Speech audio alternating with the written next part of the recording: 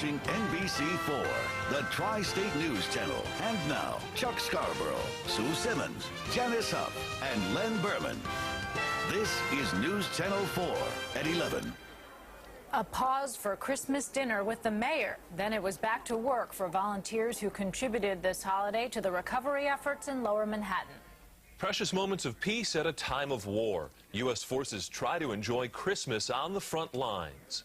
Good evening. Chuck and Sue are off tonight. I'm Tony Aiello. And I'm Melissa Russo. This Christmas night marks 15 weeks since September 11th, when thousands of lives were lost in unimaginable acts of terror.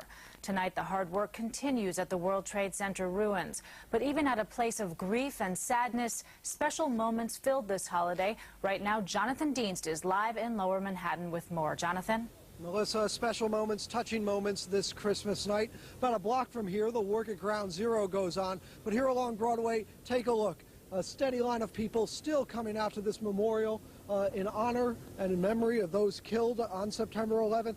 Among those gathered here, a lot of praise for those busy at work trying to bring some sense of closure to the families of the victims.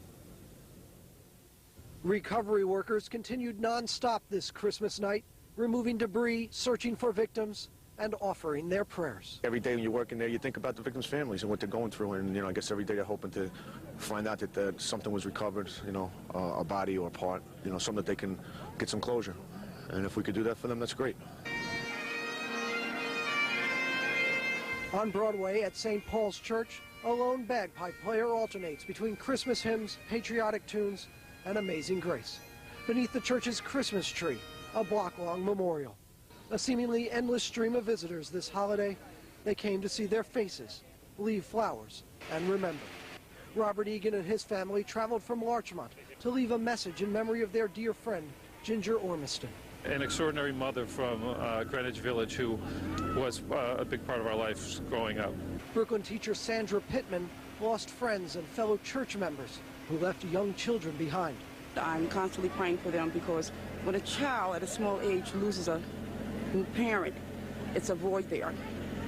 And by us collaborating and showing our love, I know there will be a great support. Earlier in the day, the mayor paid a visit to Ground Zero. He joined volunteers in serving Christmas meals to workers here.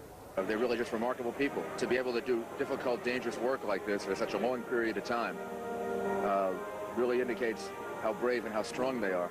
And at this Brooklyn firehouse, where 6 of their brothers were lost, firefighters here had a meal and remembered. They'll be part of this house forever. There'll be momentums and pictures and all sorts of things around the firehouse to remind us.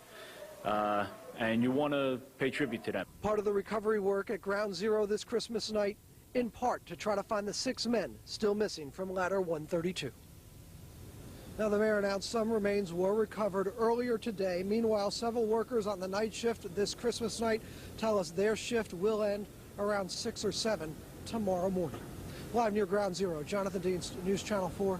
Tony, back to you. Jonathan, thank you. Mayor